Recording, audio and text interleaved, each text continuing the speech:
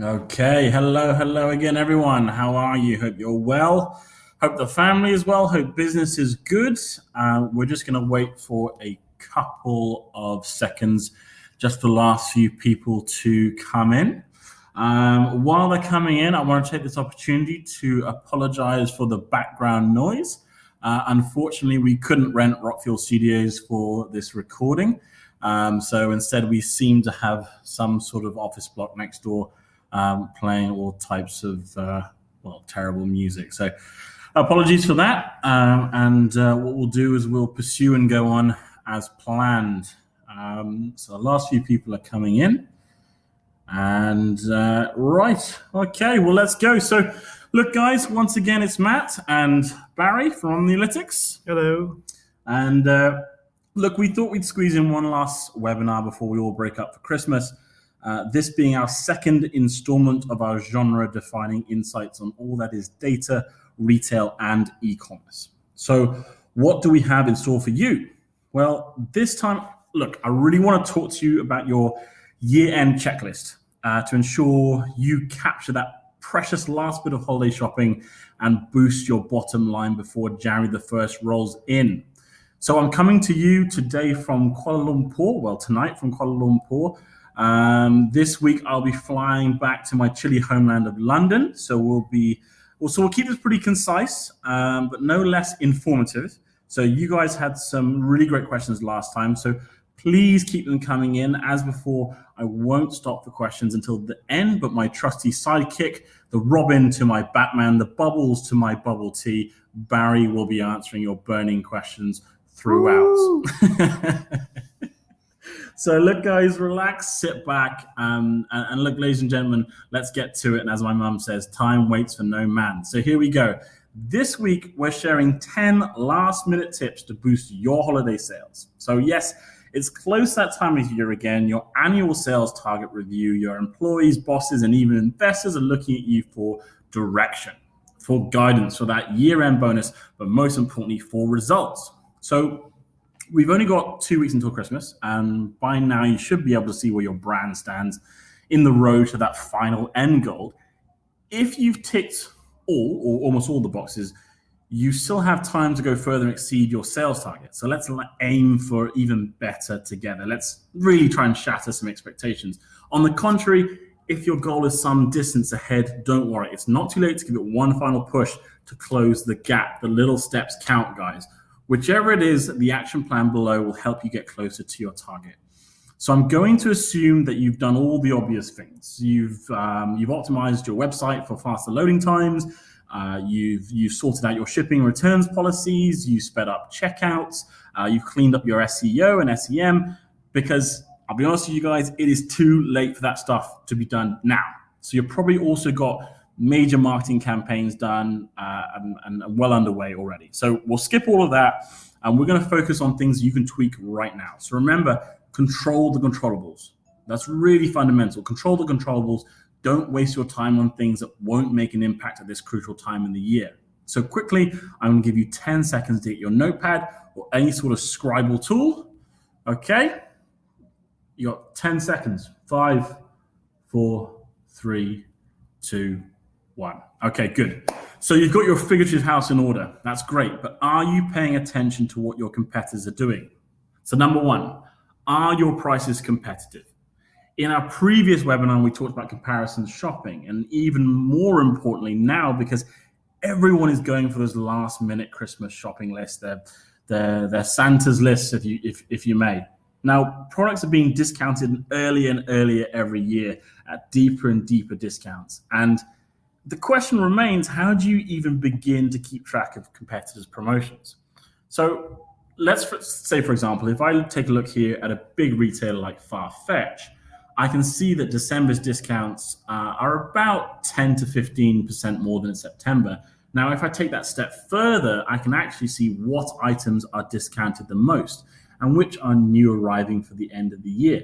So with this information, I can quickly access which items will fly off the shelves at full price or set minimal discount to give you that final push your shoppers need to click on that checkout button, which is essential to all of us. Now, instead of discounting all my products by a number, I don't know, plucked from the air, I can instead discount by subcategory. So what does this mean? Well, essentially, I need to identify specific subcategories. When I say category, I mean product category. For example, tops, dresses, shoes, etc. When I say subcategory, what I mean is high heels, sneakers, espadrilles, sandals, etc. By identifying subcategory discounts, I can be more accurate on what I should be discounting. Don't heavily discount heels when you should be trying to liquidate your sandals. Be precise. It's the little steps that matter. Now, this is all well and good, but there is a big difference between discounts and whether discounts sell.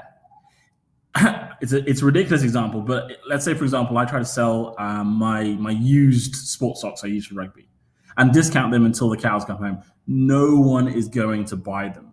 Remember that being able to see whether discounts resonate with consumers and actually sell is just as important as trying to work out what sort of discount strategy you should be using.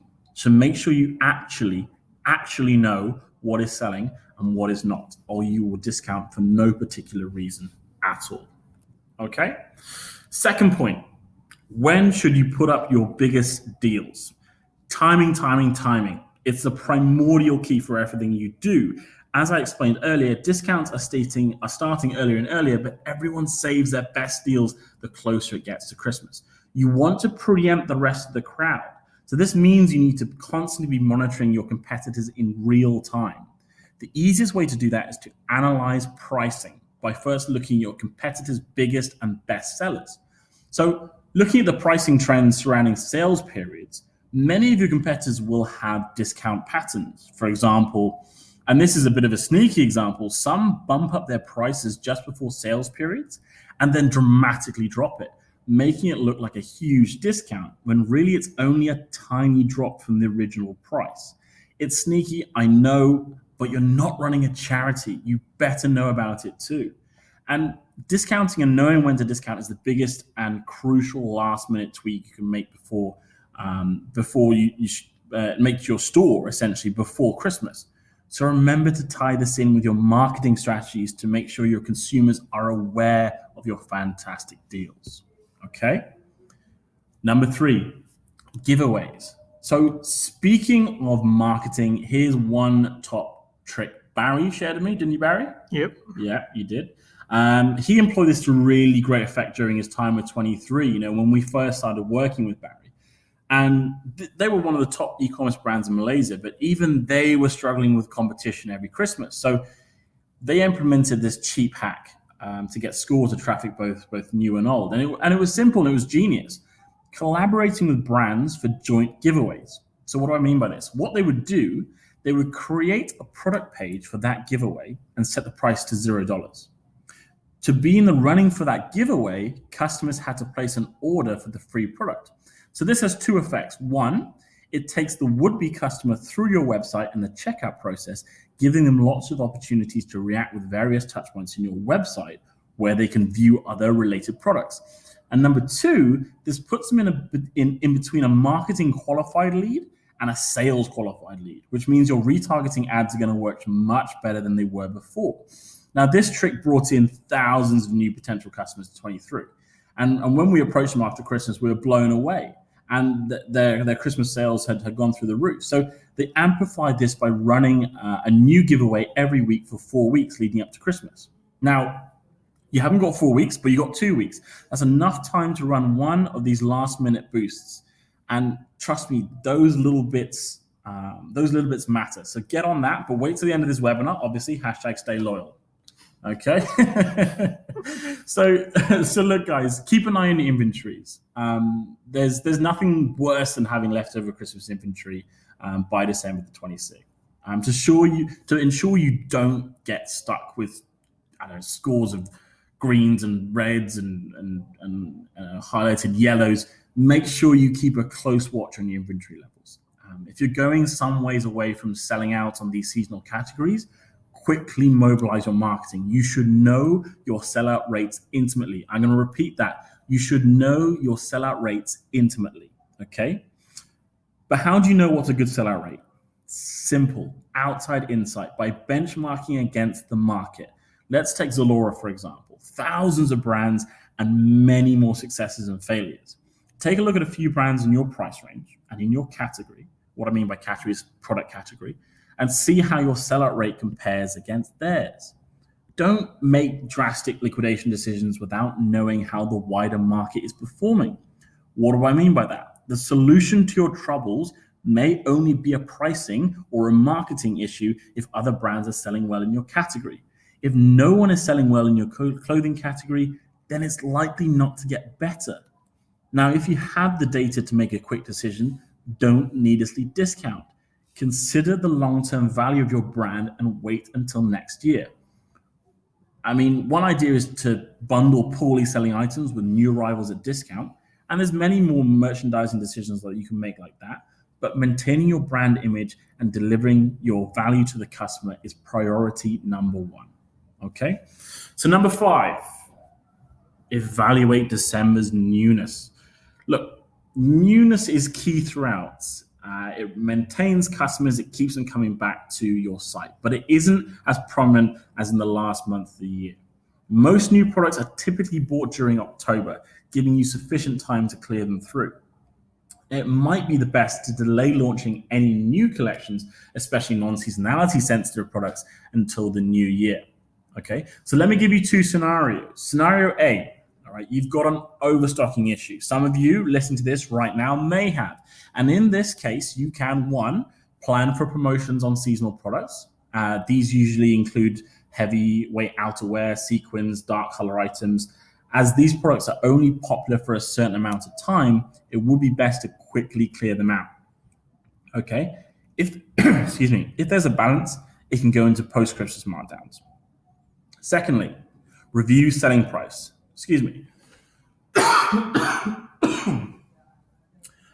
Review selling price. What do I mean by that? Well, for items with high volumes, it may be best to lower the prices down to avoid stiff competition. Besides that, you can actually also drive marketing or PR activations to promote newness. As we mentioned before, you can create bundle deals or even host a Christmas giveaway. Ultimately, it really boils down to your customers and what they engage with best. Naturally, sales is another option, but remember, practice the right discounting strategies for your business before moving forward. Always practice. Practice makes perfect. Isn't that what everyone says? So scenario B, second option. You have low or stable inventory levels, and some of you listening may have this as well. You should still review your internal process and determine next steps. This way, you'll never miss out on opportunities. Okay? So replenish top performing SKUs. You've got to do this. Instead of bringing in entirely new products, negotiate with your vendors for quick replenishments on top performing pieces. Secondly, review selling price. Look for places or opportunities to increase prices on sought after items, such as limited editions or premium perceived value items. Now, let's say all that isn't right for you or whatever it may be, you don't want to take that advice. If you were to bring in new items, it can be in the form of seasonal items, since you'll be providing customers what they're already looking for. For example, you can stock up on back to school products and Christmas themed items as well, hence the season. Okay, number 6, shipping cutoff promotions. The majority of courier services around the world stop shipping between the 20th and 21st of December all the way through to the 27th. So this leaves you about a week missing out on people like me who can't get their life together enough to plan for the holiday season. Everyone, and I do it every year, I have the excuse, Mum, it's stuck in the post. I promise I bought you something. I do love you. Don't say that. Well, take advantage of this excuse. If you have any products that are in broken sizes or perhaps low on inventory, you can make up for your customers and also my terrible life habits. Also, you can surprise your customers with quick flash store-wide sales, with the understanding that consumers won't get the packages for a while yet due to couriers not working. That's the kind of payoff you're making there. Also, maintain the understanding, and you've got to maintain the understanding, urgency. Maintain the understanding that this sale will finish and soon, okay? That week is a huge opportunity for you to take advantage of. The most others will be at home celebrating, eating turkey, whatever it is, but you have a business to run. All right. Number 7, improve visual merchandising. Look, brands and retailers often underestimate the power of visual merchandising, especially on e-commerce sites. This happens time and time again. It does my head in. By displaying each product image according to well-planned themes, it encourages consumers to stay longer, leading to higher chances of conversion. Visual merchandising is about what is trending. It's on every consumer's lips. Okay. Now, many people follow social media for this insight, but look, fundamentally, the problem with following social media is that you have no idea if consumers are actually buying this trend. So, if you combine this insight with what is actually selling at the moment, around this sales period, online sales go through the roof. So it's prime time to use a huge data set like this to be as accurate as possible. Okay. So identifying hot trending and hot selling products. This can be colors, styles, or combination products. Push these images to the consumer by running them on your landing page or on your first page for search. Plug them into ads you're running, and also don't wait for this. Okay, be as fast as you can because you need that ROI as quickly as you can. With that said, what else can you do to ensure the process is smoother next year? Well, that leads us to point 8. Gather feedback from your customers. Look, ask for customers' experience in your store. Listen to their feedback. Take note of what you think will have a positive impact. These are the most important people in the world to you, and people ignore them all the time. Brands ignore them all the time.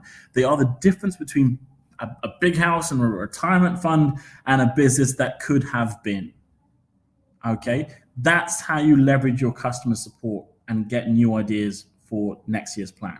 If you really want to see customers' activities when they're browsing your store, you can use apps like Hotjar to gather valuable data and deeper insights. Heat maps are really great to show you which parts of the store draw the most visitors' attention. You can even see records of their browsing activity to see exactly their shopping journey in your store, whether they later bounce off or continue with the purchasing decision. Okay, this data helps you understand the consumer's insights, like what impresses them, what makes them leave. Hence, you can know where you've done right and where you haven't. That being said, don't be too quick to make changes. Okay, you've got a whole year to make these changes. You should hold off on making major changes until the new year, when you can see an e-commerce trend and then have a detailed plan for it. All right. Number 9, we're almost there. Set sales targets. While it might seem like an obvious point, many companies often forego this step. Setting a sales target ensures the team is on the right track. While you should focus on hitting or exceeding your goals, it's equally important to plan for the future. If you don't have a sales strategy set for next year, it's time to start now. It's time to start yesterday. Okay. When planning for your next sales target, these are 3 things you got to make sure of. Make sure they're realistic, make sure they're timely, and make sure they're specific. Okay, this will be able to gauge the current situation and define the next steps. The common factors to consider are 1, historical sales data. How did your brand perform over the years? 2, promotional product promotions or marketing activations. What were the best or worst performing promotional channels? 3, assortment mix. Should I bring in more premium lines? Should I widen my assortment range, or should I venture into other collaborations? And lastly, review lessons learned. A great way to learn and grow is to review past performances, especially in the last quarter of the year. Trust me, if I look back at school graduations and what I wrote in school, it's horrible to look at, but I learned from it. Okay. Now, possibly not. So your fall, your winter performance is an indicator of your brand's most current standing. Is your speed to sell out slower than your spring-summer collection? Did you stock up too much? Which consumers keep coming back and which ones don't? Past lessons are painful to relive. I've looked at some haircuts from 1998, and trust me, they are. And especially if your numbers aren't growing, but it's important to discuss it openly and find areas to improve. Again, all of this can be done by looking retroactively at the year that was.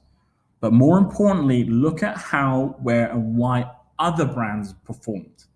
In the words of my grandfather, every fool has a story to tell. So don't disregard other brands. There is plenty to learn from them and also to avoid from their choices. Okay, so with these handy tips and tricks, you'll be able to be on your way to achieving success that you set out for. Okay, so quickly, we're going to go over a few questions. All right. First of all, let me have a look. Not that many tonight. Not that many. Was I that good? Fantastic. Isn't your software the same? Isn't your software the same as Google Analytics? I see. Okay. Look. Good question. In this case, Google Analytics doesn't do what we do. Google Analytics is based on your internal figures and internal systems. So it doesn't take anything external into consideration. All right. So, for example, it would not give you data on your competitors, only on your brand. We give data on competitors and the market as a whole. I think at the moment, we're probably looking at about 100 million SKUs worldwide from about 100,000 brands as well. So what this means is that you can use your mistakes and use their successes and their mistakes and learn how to use that to assist your perspective and use it to your advantage. Okay, and fundamentally, Google Analytics will never really show you what consumers are buying. Okay, and that's fundamental. That's the gold in the equation. Okay, let me have a look at some more questions. Here it is again. Is your data accurate? Yes, this is a question we get asked every single day of my life since working at this company. So I can pretty much rehearse this off the top of my head. But yeah, it is a good question. How do we know if the data is accurate? Well, what we do for every client we work with, we will compare their internal ERP system with our data. So we've done this with every client we work with.